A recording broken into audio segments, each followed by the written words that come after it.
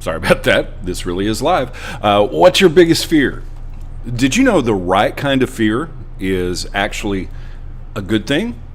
Jesus said, fear God, not people. Good morning and welcome to 755 Live, Holiday Inn Express edition. For about 5 minutes, you'll hear all about easy to remember soundbite versions of what Jesus said. And the point is to help you live life to the fullest, the Jesus way. Today's Jesus said comes from Matthew 28.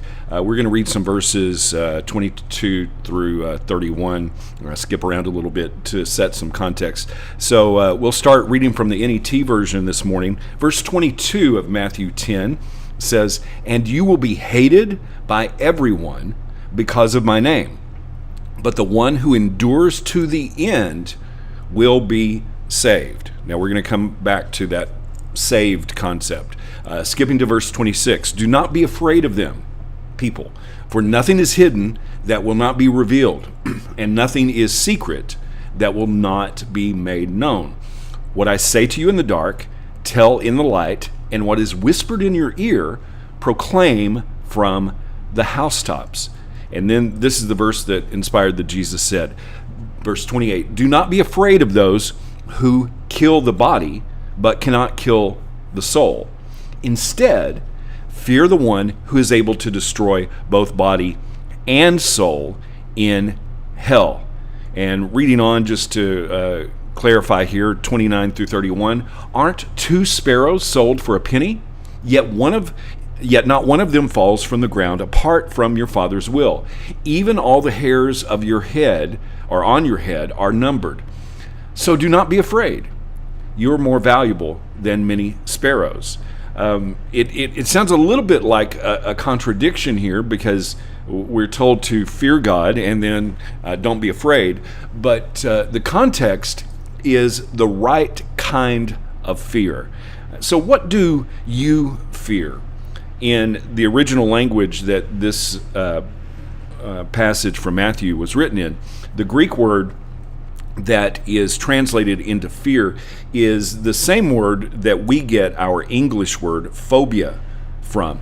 And it's very similar to a Hebrew word, yara, which is used in Proverbs 1:7, where the writer says, fearing the Lord, fearing Yahweh, is the beginning of wisdom. That means moral knowledge. But fools despise wisdom and instruction.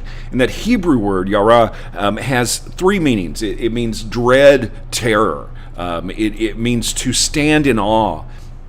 And it also means to revere or to respect. And the Hebrew word has very similar meaning. So who do we respect? Who do we revere? Who are we standing in awe of? Who are we trying to please? Are we trying to please people? Our critics? Those who are against us? Or maybe even those who brag on us? Those who are for us? The point here that Jesus is making is, don't worry about people. Don't worry about temporary things. Don't worry about society's rules and standards. Fear, revere, respect God and Him first. You see, our life is not about all this temporary stuff. It's about eternity. Don't be afraid of what is temporary. And don't focus on what is temporary. And also, don't stress about those who oppose you.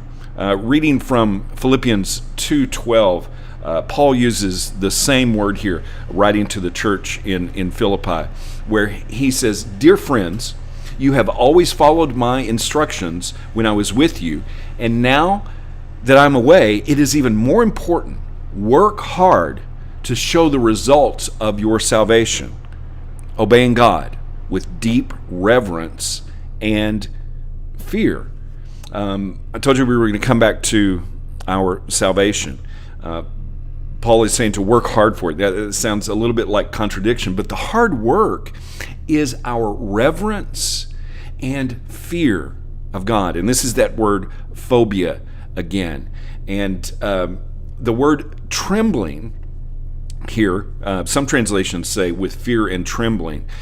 It means to describe the anxiety of one who distrusts his ability to completely meet all requirements. We aren't relying on us. We aren't relying on the opinions of others.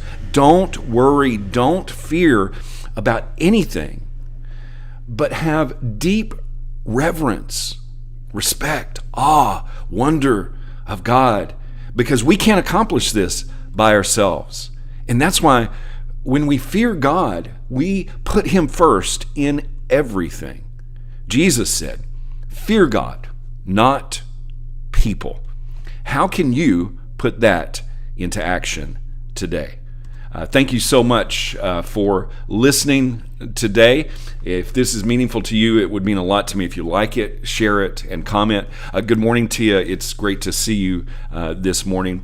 And I really hope that you have an amazing day today. And I hope this time together has helped you live life to the fullest, the Jesus way. And remember to follow Jesus today. Love first.